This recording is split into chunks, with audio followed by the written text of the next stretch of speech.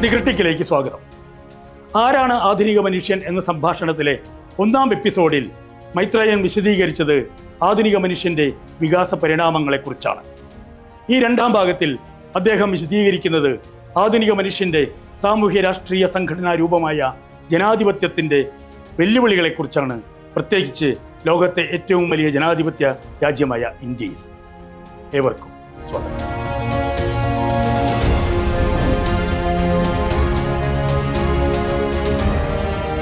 ജനാധിപത്യം എന്ന് പറയുന്ന സാധനം നമ്മൾ ഇപ്പോൾ ആദ്യമായിട്ട് നമുക്ക് മനസ്സിലാക്കാനുള്ള ഈ ആശയങ്ങളിൽ ലോകത്തോട്ട് വരുന്നുണ്ട്. അതിൻ്റെ ഒരു പൊളിറ്റിക്കൽ ഫോർമേഷനായിട്ടാണ് ജനാധിപത്യം വരുന്നത്. തിരഞ്ഞെടുക്കപ്പെടുന്ന പ്രതിനിധിയാണ് നമ്മൾ. അപ്പം നമ്മുടെ ഇടയിൽ നിന്ന് ഒരാളെ നമ്മൾ അയക്കുകയാണ്. എന്തിനാണ് അയക്കുന്നത്? ഇപ്പം എല്ലാം ഇവിടെ ഇന്ത്യക്കാരുടെ ചോദിച്ചാൽ ഭരിക്കാനാണെന്ന് പറയും. ജനാധിപത്യത്തിൽ ഭരണമാണില്ലാത്തത്, ഉള്ളത് ക്രമീകരണമാണ്. ശരിക്കും പറഞ്ഞാൽ ഭരണഘടനയെന്ന് തന്നെയല്ല പറയേണ്ടത്, ക്രമീകരണ ഘടനയെന്നാണ് പറയേണ്ടത്. എങ്ങനെയാണ് നമ്മളെല്ലാവരും കൊടുക്കുന്ന നമ്മുടെ വരുമാനത്തിൻ്റെ ഒരു അംശം, അതിനെയാണ് ടാക്സ് എന്ന് നമ്മൾ പറയുന്നത്. പണ്ട് അങ്ങനെയല്ല. പണ്ടത്തെ ടാക്സ് ചുങ്കം എന്ന് പറയുന്നത് സാധനം ഇങ്ങനെയല്ല. ഈ നാട്ടിൽ അത് ഇതുപോലെ നമ്മൾ അറിയേണ്ടതാണ്. ഒരിടത്ത് കുറച്ച് വെള്ളരിക്ക ഒരുത്തിൻ്റെ കയ്യിലുണ്ട്, അവന് കുറച്ച് തക്കാളിക്ക വേണം. അപ്പോൾ തക്കാളിക്ക ഉണ്ടാകുന്നതിനടുത്ത് വെള്ളരിക്ക എടുത്ത് വാങ്ങും. അതാണ് നമ്മൾ ബാർട്ടർ സിസ്റ്റം എന്ന് പറയുന്ന, എക്സ്ചേഞ്ച് ചെയ്ത്.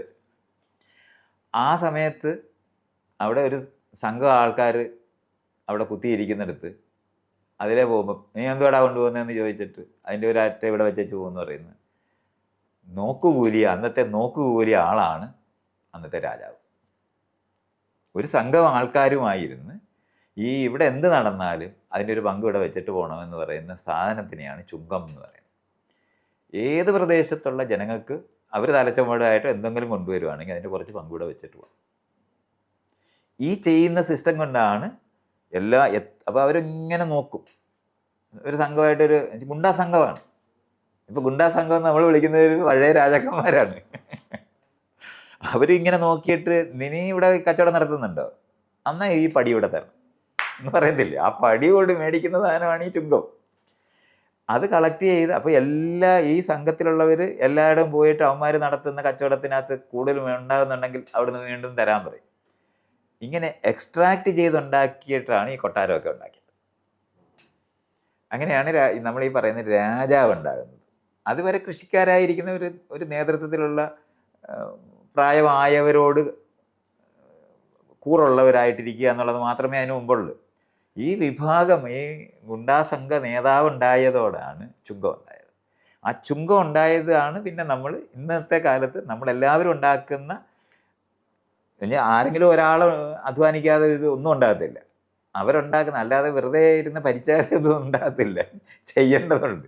ചെയ്തവൻ്റെ കയ്യിൽ നിന്ന് എക്സ്ട്രാക്ട് ചെയ്ത ടാക്സ് ഏറ്റവും നന്നായി വിതരണം. എന്ത് വിതരണം? പണ്ടാന്നേ രാജാവിന് നമ്മളോട് കരുണയും സ്നേഹവും ഒക്കെ തോന്നിയാൽ റോഡിൻ്റെ സൈഡിൽ 4 മരം വയ്ക്കും, ഒരു കുളം കുത്തും, അത് കഴിഞ്ഞ് ചുമട് താങ്ങി വയ്ക്കും എന്നൊക്കെ പറയുന്നതാണ് പുള്ളി നല്ല രാജാവ് എന്നുള്ളതിന് തെളിവ്. ഇത് ചെയ്തില്ലെങ്കിലും രാജാവിനൊന്നും സംഭവിക്കത്തില്ല. കാരണം രാജാവ് വംശാവലി അനുസരിച്ചിട്ടാണ്.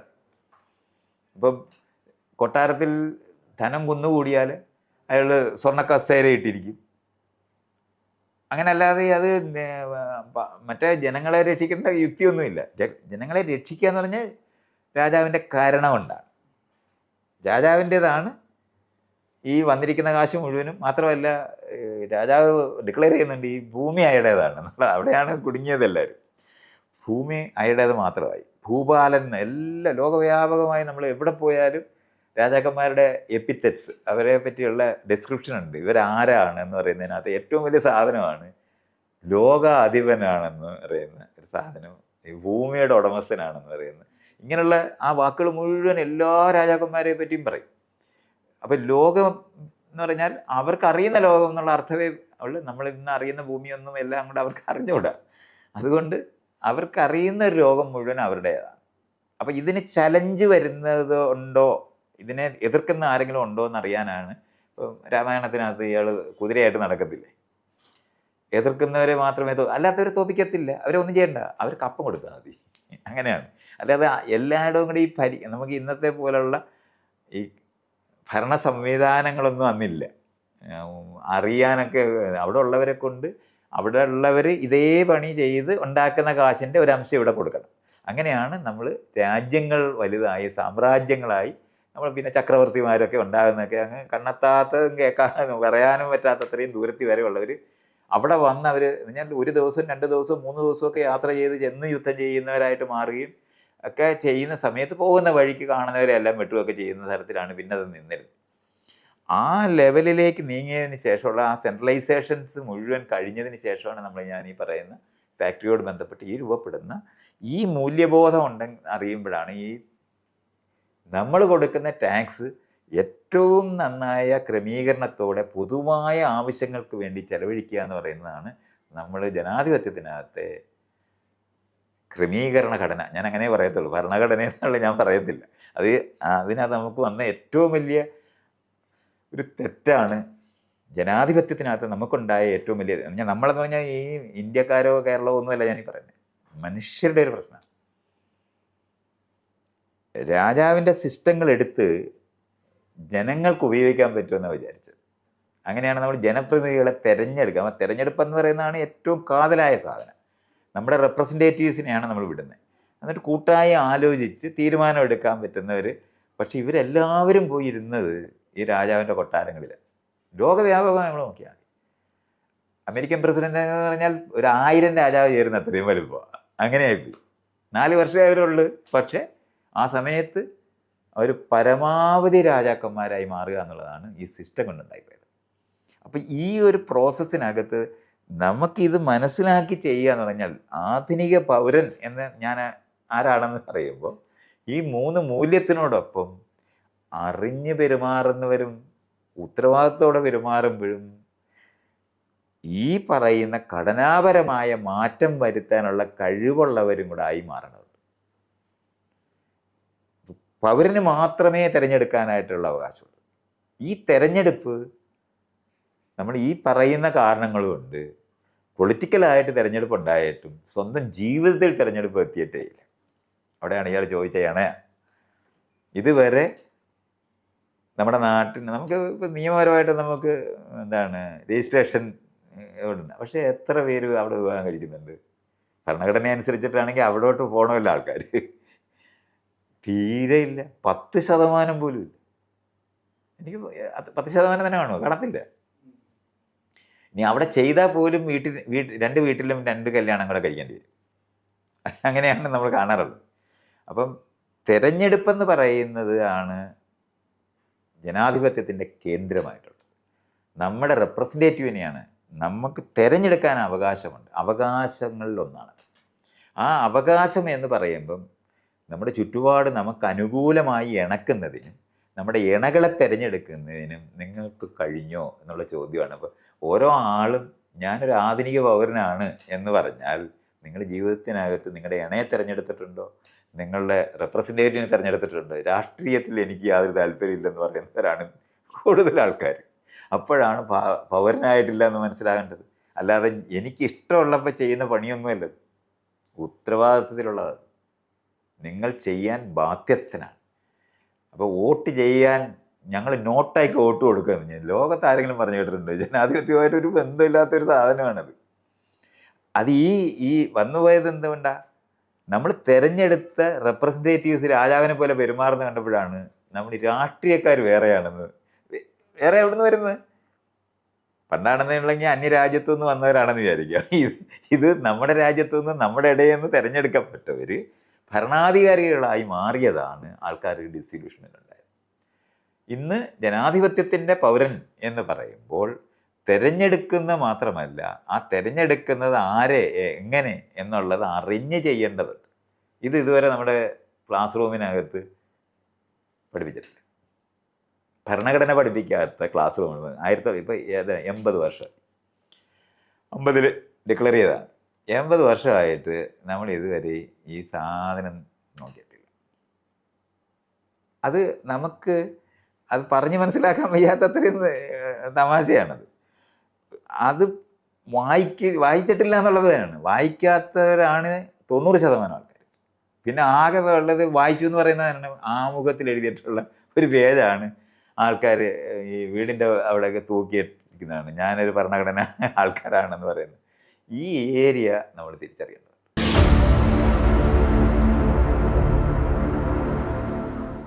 നമ്മുടെ നാട്ടിനകത്ത് ഇപ്പം നമ്മുടെ നാടാണ് നിങ്ങൾ എടുക്കുന്ന ജനാധിപത്യപരമായിട്ടുള്ള കാര്യം എടുക്കുകയാണെന്നുണ്ടെങ്കിൽ, ഞാനിത് ലോകവ്യാപകമായി തന്നെ ഉള്ള കാര്യമാണ്. പക്ഷെ ഫാക്ടറിയിലെ നോളജ് എന്ന് പറയുന്നത് യഥാർത്ഥ വിദ്യാഭ്യാസമായിട്ടേ ഇല്ലായിരുന്നു ഒരു സമയത്തും ഇല്ല. ഫാക്ടറിക്ക് അനുസൃതമായിട്ടുള്ള നോളജ് ഉൽപ്പാദിപ്പിക്കുക എന്നുള്ളതായിരുന്നു അതിന് ഉദ്ദേശിച്ചിട്ടുള്ളത്. അതിനകത്തു നിന്നാണ് പിൻകാലത്ത് യൂണിവേഴ്സിറ്റികളൊക്കെ ഉണ്ടായി വ്യത്യസ്തമായ റിസർച്ച് ചെയ്യണമെന്ന് പറയുന്ന സയൻസിൻ്റെ ഡെവലപ്മെൻറ്റുമായിട്ട് ബന്ധപ്പെട്ടാണ്. കാരണം അതിനോട് ബന്ധപ്പെട്ടാണ് സയൻസിന് ഇന്ന് നമ്മൾ പറയുന്ന സയൻസൊക്കെ ഡെവലപ്പ് ചെയ്യുന്നത്. അതിൻ്റെ റിസർച്ചും അറിവും, അപ്പോൾ അറിവ് സവിശേഷമായി ഉൽപ്പാദിപ്പിക്കുന്ന യൂണിവേഴ്സിറ്റികളൊക്കെ ഈ അന്യരാജ്യങ്ങളിലെല്ലാം ഉണ്ടായിട്ടുണ്ട്, ഇത് തുടങ്ങിയ രാജ്യങ്ങളിലല്ല. പക്ഷെ നമ്മുടെ രാജ്യത്ത് സ്കൂൾ ആരംഭിച്ചത് ബ്രിട്ടീഷുകാരാണ്. ബ്രിട്ടീഷുകാർ ഇവിടെ സ്കൂൾ ആരംഭിക്കുന്നത് അവരുടെ ഭരണത്തിന്, കാരണം ഇംഗ്ലണ്ടിലുള്ള മുഴുവൻ പേരും കൂടെ ഇവിടെ വന്ന് ഭരിച്ചാലും ഇന്ത്യ ഭരിക്കാനൊക്കത്തില്ല അവർക്ക്. അപ്പം ഇന്ത്യക്കാരെ കൊണ്ട് അവർക്ക് വേണ്ടി ഭരിക്കുന്ന കുറേ ഇന്ത്യക്കാരെ ഉണ്ടാക്കണമെന്ന് ആലോചിച്ചിട്ട് മാത്രം ഉണ്ടാക്കിയ സ്കൂളുകളാണ് അവരാരംഭിച്ചത്. അപ്പോൾ അവർക്ക് വേണ്ടിയിരുന്ന ആരൊക്കെയാണ്? ഗുമസ്തന്മാരെ വേണം, കുറച്ച് ഉദ്യോഗസ്ഥരെ വേണം. ഗുമസ്തന്മാർ പറഞ്ഞാൽ ക്ലർക്സ് എന്ന് നമ്മൾ പറയുന്നവർ. അത് കഴിഞ്ഞിട്ട് അധ്യാപകർ വേണം, ഡോക്ടർമാർ, എഞ്ചിനീയർമാർ വേണം. അത് കഴിഞ്ഞ് അഡ്മിനിസ്ട്രേഷൻ മേഖലയിലുള്ള ആൾക്കാർ വേണം. ഇത്രയും പേരെ അവർക്ക് ആവശ്യമുള്ളൂ. അതുകൊണ്ടാണ് ആ നിലവാരത്തിലുള്ള ഒരു വിദ്യാഭ്യാസമാണ് അവർ ഇൻട്രൊഡ്യൂസ് ചെയ്യുന്നത്. അത് മെക്കാളയുടെ ഇതൊക്കെ വായിക്കാമെങ്കിൽ നമുക്കത് കാണാം. എന്ത് പഠിപ്പിക്കണം, എന്ത് പഠിപ്പിച്ചുകൂടാ എന്നൊക്കെയാണ് ഇവിടെ അതിനകത്ത് സൂചിപ്പിക്കുന്നുണ്ട്. നമ്മളത് സ്വല്പം ഒന്ന് നോക്കിയാൽ കാണാൻ പറ്റും. ആ ഉണ്ടാക്കിയ വിദ്യാഭ്യാസത്തിൻ്റെ കാതലായിട്ടുണ്ടായിരുന്നു. എന്ന് പറഞ്ഞാൽ ആധുനിക പൗരബോധ നിർമ്മാണത്തിന് ആവശ്യമായിട്ടുള്ള ഏറ്റവും കൂടുതൽ ഊന്നി പറയേണ്ടിയിരുന്ന സാധനം എന്ന് പറയുന്നത് ഈ പൗരബോധം ഉണ്ടാക്കുന്ന, രാഷ്ട്രീയ അവബോധം ഉണ്ടാക്കുന്ന ഏരിയ. ഇത് ഡ്രെയിൻ ചെയ്ത് കളഞ്ഞിട്ടാണ് അവർ പഠിപ്പിച്ചിട്ടുള്ളത്. ശരിയായ തടസ്സം എന്ന് പറയുന്നത് ബ്രിട്ടീഷുകാർ ആരംഭിച്ച സ്കൂളാണ് ഇപ്പോഴും തുടരുന്നു എന്നുള്ളതാണ്. ബ്രിട്ടീഷുകാർ രാഷ്ട്രീയം പാടില്ല എന്ന് പറഞ്ഞിട്ടുണ്ട്. അതാണ് ഇന്ന് സ്കൂളുകളെല്ലാം പറയുന്നത്.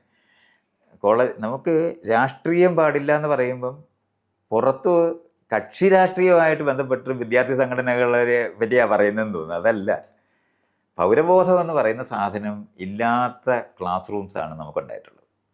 ഇന്ത്യക്കകത്ത് ഞാൻ നേരത്തെ പറഞ്ഞ ബ്രിട്ടീഷുകാർക്ക് വേണ്ടി മാത്രം ഡിസൈൻ ചെയ്യപ്പെട്ടിട്ടുള്ളതാണ്. അന്ന് എല്ലാ വിഭാഗങ്ങളും, ജാതി മതവിഭാഗങ്ങൾ, അവരുടെ ആൾക്കാരെ ഭരണത്തിൽ പങ്കാളികളാക്കുക എന്ന് പറഞ്ഞ കൺസെപ്റ്റാണ് ഉണ്ടായത്. ഭരണത്തിൽ പങ്കാളികളാക്കാൻ സ്കൂളുകൾ തുടങ്ങുകയും സ്കൂളിൽ ചേർക്കുകയും ചെയ്തു. ഇതാ ചെയ്തത്. പക്ഷെ അവിടെ ബ്രിട്ടീഷുകാർ വളരെ സൂക്ഷ്മമായിട്ട് ഇവർക്ക് സ്വന്തമായി തീരുമാനവും ചിന്തിക്കാൻ കഴിയുന്ന ആ കണ്ടന്റ് എടുത്ത് കളഞ്ഞിട്ടാണ് അവരത് ചെയ്തത്. അതുകൊണ്ടാണ് രാഷ്ട്രീയം പാടില്ല എന്ന് പറഞ്ഞിട്ടുള്ളത്.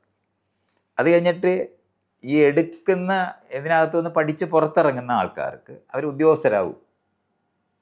ഈ ഉദ്യോഗസ്ഥരായവർക്ക് നാട്ടുകാരോട് ബന്ധം ഉണ്ടായിപ്പോവും. ആ ബന്ധം ഉണ്ടാകുക എന്ന് പറയുന്നതിന് ചെക്കായിട്ട് അവർ കണ്ടുപിടിച്ചതായിരുന്നു ട്രാൻസ്ഫർ. ഒരാളും 2 വർഷം 3 വർഷത്തിൽ കൂടുതൽ ഒരിടത്ത് വരുന്നുണ്ട്.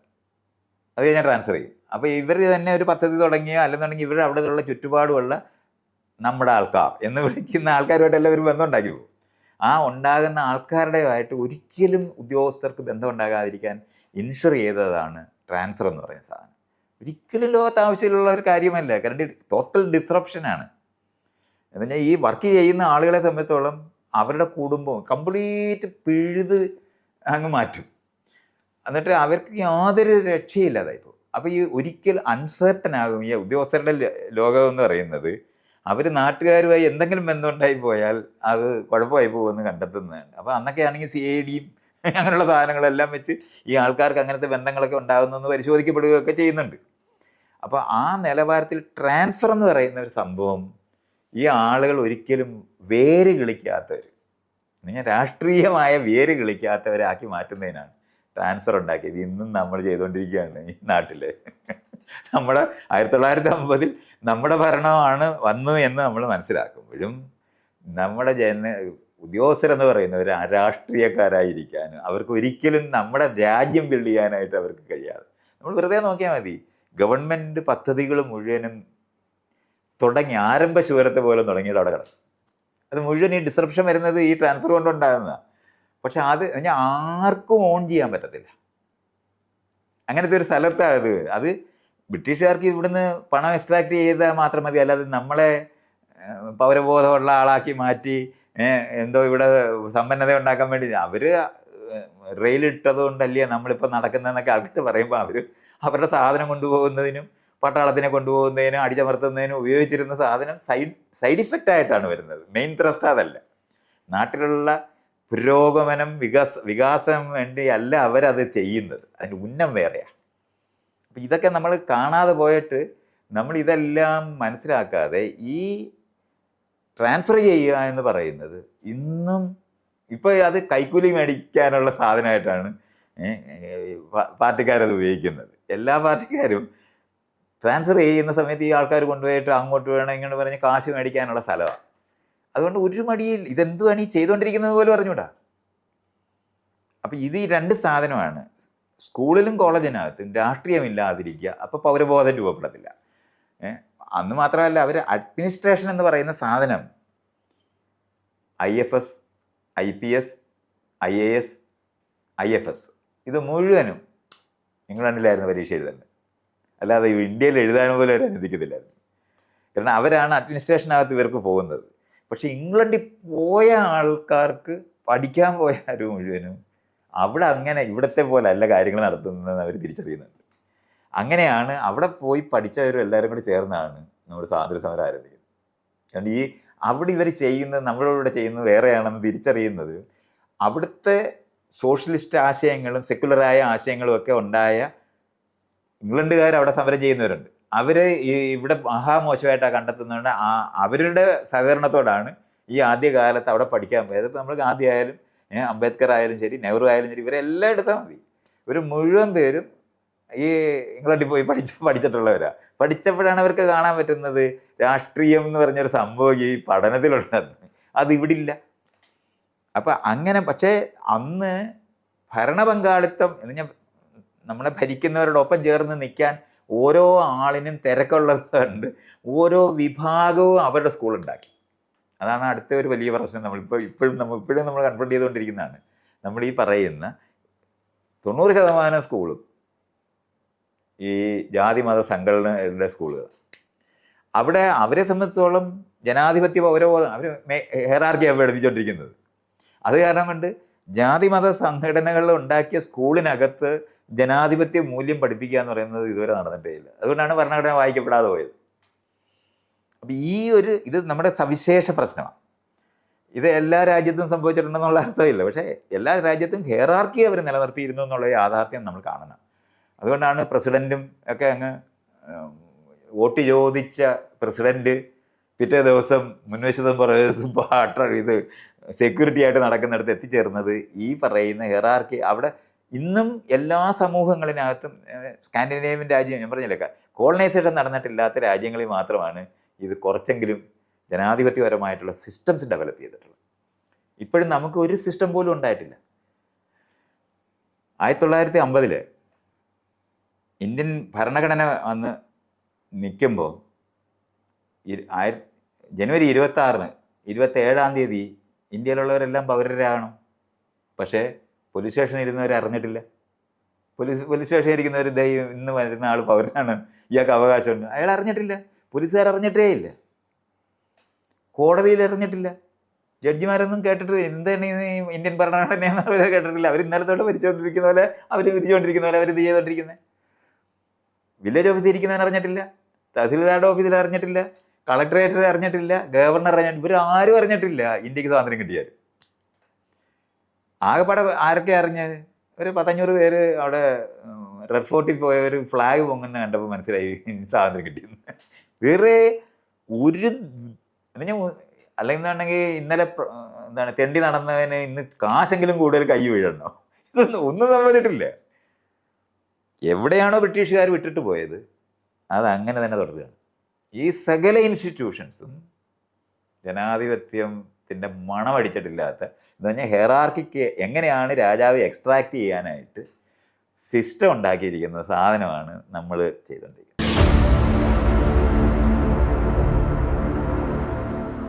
സ്കൂളിനകത്ത് ഇപ്പോഴും രാഷ്ട്രീയം പാടില്ല. നിങ്ങൾ പഠിക്കാൻ വന്നവർ പഠിച്ചാൽ മതി എന്നാണ് പറയുന്നത്. പഠിക്കാൻ എന്ത് പഠിക്കാൻ വന്നതെന്നാണ് പറയുന്നത്? അത് കുറച്ച് തൊഴിൽ പഠിക്കും.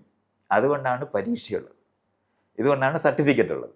നമ്മൾ ഈ സർട്ടിഫിക്കറ്റും പരീക്ഷയൊക്കെ എന്ന് പറയുന്നത് 1000 പേരിനകത്തുനിന്ന് ഇവർക്കൊരു 100 പേരെ മതി. അല്ലാതെ ഈ 1000 പേരെയും പഠിപ്പിക്കാൻ ഉദ്ദേശിക്കപ്പെട്ടിട്ടില്ല. വിദ്യാഭ്യാസമല്ല ഈ കൊടുക്കുന്നത്. നമ്മളിത് വിദ്യാഭ്യാസമാണെന്ന് പറയുമ്പോൾ ഭയങ്കര തമാശയാണ്. ഇത് ആർക്കെങ്കിലും ആരെയെങ്കിലും ഉപയോഗിക്കാൻ പറ്റിയ കുറച്ച് പേരെ ഉണ്ടാക്കണം. അത് എല്ലാവരെയും വേണ്ട. അതുകൊണ്ട് പഠിക്കാൻ പോയവർക്കൊക്കെ തൊഴിൽ കിട്ടുമെന്ന് ചോദിച്ചാൽ ഇല്ല. നിങ്ങൾക്ക് പഠിച്ചു കഴിഞ്ഞാൽ തൊഴിലില്ല പടയിച്ചേരാം. വലിയൊരു ആർമിയാണ് ഇപ്പോൾ തൊഴിലില്ല പടയെന്ന്. അത് നമ്മുടെ നാട്ടിലാണെന്നുണ്ടെങ്കിൽ റാങ്ക് ഹോൾഡേഴ്സ് അസോസിയേഷൻ വരെ എത്തി. ലോകത്തെങ്ങും ഇല്ല, ഫാക്ടറി പോലും ഇല്ല, ഒരു പ്രസ്ഥാനം ഇല്ലാത്തവർക്കാണ് റാങ്ക് ഹോൾഡേഴ്സ് അസോസിയേഷൻ ഉണ്ടാക്കിയത് കേരളത്തിൽ. എനിക്കൊന്നും വേറെ എങ്ങും ഇല്ല, ലോകത്ത് പ്രപഞ്ചത്തിലില്ലാത്ത. ഇതൊക്കെ നമ്മളിങ്ങനെ അറിയണം. ഇതെന്തോ ഒരു തമാശകളാണെന്നറിയാം. അതൊക്കെ അവകാശമാണെന്ന് വിചാരിക്കുന്നത്. പരീക്ഷ എഴുതിയിട്ടുള്ളത് ഫാക്ടറി ഉണ്ടെങ്കിൽ മാത്രമാണ് ഒരാൾ തൊഴിലാളിയാകത്തുള്ളൂ. ഇത് ജോലിയാകുന്നതിന് മുമ്പ് തന്നെ അസോസിയേഷൻ ഉണ്ടായിപ്പോയി. കാരണം തൊഴിലാളി യൂണിയൻ. ഇതുപോലുള്ള നമുക്ക് ഈ അചിന്ത്യമായ സ്ഥലങ്ങളിലാണ് ഈ ഏരിയകളൊക്കെ പോയി നിൽക്കുന്നത്. കാരണം ഈ ഹെയറാർക്കി എന്ന് പറയുന്നതിന് വേണ്ടി ഭരിക്കാൻ വേണ്ടി ഉണ്ടാക്കിയിട്ടുള്ളതാണ്. അതുകൊണ്ടാണ് പോലീസ് ആകുന്നത്. ഇതൊക്കെയാണ് നമ്മൾ മനസ്സിലാക്കേണ്ടത്. ഈ പോലീസ് ആകുക എന്ന് പറയുന്നത് മേളിലിരുന്ന് താഴോട്ട് നോക്കുന്നതിനാണ് പോലീസിങ് എന്ന് പറയുന്നത്. എടാ, പൗരന്മാർ of the people, by the people, for the people എന്നാണ്. ആരാണ് പരമാധികാരി? ജനങ്ങൾ. പിന്നെ അവരെ ആരാണ് ഈ പരിശോധിക്കുന്നത്? അപ്പോഴാണ് കുഴഞ്ഞത്. ഈ സംഭവം അനങ്ങിയിട്ടില്ല. ബ്രിട്ടീഷുകാർ പോയിട്ട് 80 വർഷമായി, പക്ഷെ നമ്മൾ അറിഞ്ഞിട്ടേ ഇല്ല പോയെന്നാണ്. കാരണം ഒരാൾ പോലും ഏതെങ്കിലും ഒരു ഓഫീസിൽ പോയാൽ ഇപ്പോഴും ഒച്ചാനിച്ച് നിൽക്കണം, അപേക്ഷ കൊടുക്കണം, അനുഗ്രഹമായി കിട്ടണം. എന്തൊക്കെ കിട്ടണം? റേഷൻ കാർഡ് കിട്ടുന്നത് ഭയങ്കര ഭാഗ്യമാണ്. ഭാഗ്യമായി എനിക്ക് പാസ്പോർട്ട് കിട്ടി, ഭാഗ്യം കൊണ്ട് എനിക്ക് ഇത്. ഒരവകാശവും ഇല്ല. അവകാശമൊക്കെ ഈ സീറ്റിലൊക്കെ ഇരിക്കുമ്പോൾ മാത്രമാണ് ഞാൻ ടിക്കറ്റ് എടുത്താണ് ഇതെൻ്റെ സീറ്റാണെന്നൊക്കെ പറയുന്ന തരത്തിലുള്ള ചില അവകാശങ്ങളൊക്കെയാണ് ആകെ പറയുന്നത്. ബാക്കി ഒരു ബോധവും. കാരണം ക്ലാസ് റൂമിൽ ഇതുവരെ ആരംഭിച്ചിട്ട് ഭരണഘടന വായിച്ചിട്ടില്ലാത്ത കാരണം കൊണ്ട് ആരും അറിഞ്ഞിട്ടേ ഇല്ല. അവിടെ ഇപ്പോഴും മേപ്പോട്ട് നോക്കി ദൈവമാണ് ഉണ്ടാക്കിയത്. എന്നിട്ട് അകത്തെന്ത് പഠിപ്പിക്കണം? എങ്ങനെയാണ് അമീബ ഇവിടെ ജീവികളായി മാറിയതെന്നൊക്കെ പറയുന്ന പരിണാമമൊക്കെ പഠിപ്പിക്കണം. പക്ഷേ ദൈവം ഉണ്ടാക്കിയെന്നാണ് രാവിലെ. എന്നിട്ട് പരമാവധി നമ്മൾ ജനാധിപത്യപരമായിട്ടുള്ളത് എങ്ങനെയാണ്? സർവ്വമത പ്രാർത്ഥനയാണ്. അത് നാരായണഗുരു കണ്ടുപിടിച്ചതാണ്. അവിടെ വെച്ച് തീർന്നു. അതാണ് എത്തിച്ചേർന്ന ഏറ്റവും ഭയങ്കര സകലയിടത്തെയും സ്പെഷ്യൽ ദൈവങ്ങളെ എല്ലാം മാറ്റി ആരുടേതും അല്ലാത്തൊരു ദൈവത്തിനെ ഉൽപ്പാദിപ്പിച്ചതാണ് പരമാവധി നമ്മൾ സെക്കുലർ ആകുന്നു എന്ന് പറഞ്ഞ കൺസെപ്റ്റ്. അല്ലാതെ ഈ ലോകം നിരന്തരം മാറിക്കൊണ്ടിരിക്കുന്ന ഈ ലോകത്തിനെ നമുക്ക് അനുകൂലമായി ട്രാൻസ്ഫർ ചെയ്യുന്ന അറിവാണ് ശാസ്ത്രം. അതിൻ്റെ പ്രോസസ്സിനെ പറ്റിയുള്ള അറിവാണ് പരിണാമം. ഇത് പഠിപ്പിക്കാതെ നമുക്കൊരു കാലത്തും നമുക്ക് ഈ സിസ്റ്റം മാറ്റാൻ പറ്റത്തില്ല. അപ്പോൾ അവിടെ തൊട്ടിട്ടേ ഇല്ല. അടുത്തതെന്ന് പറഞ്ഞാൽ ഈ ഇൻസ്റ്റിറ്റ്യൂഷൻസ് മുഴുവനും. അത് ഞാൻ ആൾക്കാർക്ക് പറഞ്ഞ് മനസ്സിലാക്കാനായിട്ട് എളുപ്പമുള്ളത്, നമുക്ക് രണ്ടുപേർക്കും ഒരു തോക്കും തന്ന് വാളും തന്നിട്ട് ഇനി അയലത്തുകാരനെ സ്നേഹിക്ക്, ഇത് വെച്ച് വേണം സ്നേഹിക്കാൻ. അങ്ങനെയും പറ്റുള്ളൂ. തോക്ക് വെച്ച് അയലത്തുകാരനെ വെടി വെച്ച് അങ്ങ് ഇട്ട് നമ്മൾ എന്നിട്ട് സ്നേഹിക്കാൻ പറ്റുമോ? അല്ലെങ്കിൽ വാള് വെച്ച് വെട്ടുക. ഈ ഇൻസ്റ്റിറ്റ്യൂഷൻസ് മുഴുവനും ആളുകളെ ഭരിക്കാൻ വേണ്ടി ഉണ്ടാക്കിയിട്ടുള്ളത്. അത് വെച്ച് ഒരു കാലത്തും ജനാധിപത്യം എന്ന് പറയുന്ന സാധനം ഉണ്ടാകത്തില്ല. പിണറായി പോയി ഇരിക്കുന്ന കൊട്ടാരത്തിൽ വലിയ മുറി, വലിയ കസേര, വലിയ മേശ, ആളുകളെ കൊച്ചാക്കാൻ ഡിസൈൻ ചെയ്തിട്ടുള്ള മുറിയാണത്. നമ്മുടെ വീടുകൾ മുഴുവൻ നിങ്ങൾ നോക്ക്. പെണ്ണുങ്ങൾ കുറേ കൂടെ കയറിയാണ്. ഇപ്പം ആധുനിക വീടെന്ന് പറയുന്നിടത്ത് മെയ്ഡ് കയറി വരാനുള്ള വഴിയും അവർക്കുള്ള കാക്കൂസും ഉള്ളതാണ്. ഇത് സൗത്ത് ആഫ്രിക്ക ചെയ്യുന്നതെന്നായിരുന്നു പണ്ട് പറയുന്നത്. ഇങ്ങനെ കറുത്തവർക്കും വെളുത്തവർക്കും രണ്ടിടം വയ്ക്കാൻ. ഇത് മുഴുവൻ എല്ലാ വീട്ടിലും പ്രാക്ടീസ് ചെയ്തുകൊണ്ടിരിക്കുകയാണ്. പക്ഷെ നമ്മൾ ഭയങ്കര ജനാധിപത്യമാണെന്നാണ് പറയുന്നത്. നമുക്ക് ആലോചിക്കാൻ പറ്റത്തില്ല. അതുകൊണ്ട് ഈ ആധുനിക പൗരത്വം എന്ന് പറയുന്നത് അവകാശമുള്ളവരാകുകയും ഉത്തരവാദിത്തമുള്ളവരാകുകയും അറിഞ്ഞ് പ്രവർത്തിക്കുന്നവരും സഹകരിക്കുക, അതാണ് അതിൻ്റെ കാതൽ. അറിഞ്ഞ് സഹകരിക്കുന്നതിനാണ്. അറിഞ്ഞ എന്ന് പറയുന്നത് അതുകൊണ്ടാണ് കൺസെൻറ്റിന് അറിഞ്ഞ് ഇൻഫോംഡ് കൺസെൻറ്റ് എന്ന് പറയുന്ന പഴയ ചെയ്യാൻ പറ്റത്തുള്ളൂ. അറിഞ്ഞു കൊടുക്കേണ്ടി വരും. അല്ലാതെ വഴി നിൽക്കുന്ന ആൾക്കാരോട് ചോദിച്ച് വാങ്ങുന്നതല്ല കൺസെൻറ്റ്. അറിഞ്ഞ് കൊടുക്കാനുള്ള കഴിവ് വേണം. ഈ അറിഞ്ഞു കൊടുക്കുക എന്ന് പറയുന്ന സാധനത്തിന് പൗരബോധം ഉണ്ടെങ്കിലേ പറ്റൂ. ഉത്തരവാദിത്തമുള്ളവരായുണ്ട്, അല്ലാതെ അനുസരണയുള്ളവരല്ല. അനുസരണ എന്ന് പറയുന്നത് അടിമയുടെ മൂല്യമാണ്. അത് ഡിസിപ്ലിൻ അല്ല, കീഴടങ്ങലാണ്. മറ്റേതിനെ നമ്മൾ സെൽഫ് ഡിസിപ്ലിൻ എന്നാണ് പറയുന്നത്. അപ്പോൾ നമ്മൾ ഈ പറയുന്ന മറ്റവർ പറയുന്ന തരത്തിൽ സഹകരിക്കുക എന്ന് പറയുമ്പോൾ പരസ്പരം ബഹുമാനം, പരസ്പര ബഹുമാനം, സ്നേഹം, പരസ്പരം സ്നേഹം. ഈ പരസ്പരം ഇല്ലാത്ത ഒരു മൂല്യവും ജനാധിപത്യമല്ല. അല്ലാതെ ദയ ഉണ്ടായാൽ താഴോട്ട്, ഓ കഷ്ടം, അതാണ് അതിൻ്റെ സ്ഥലം.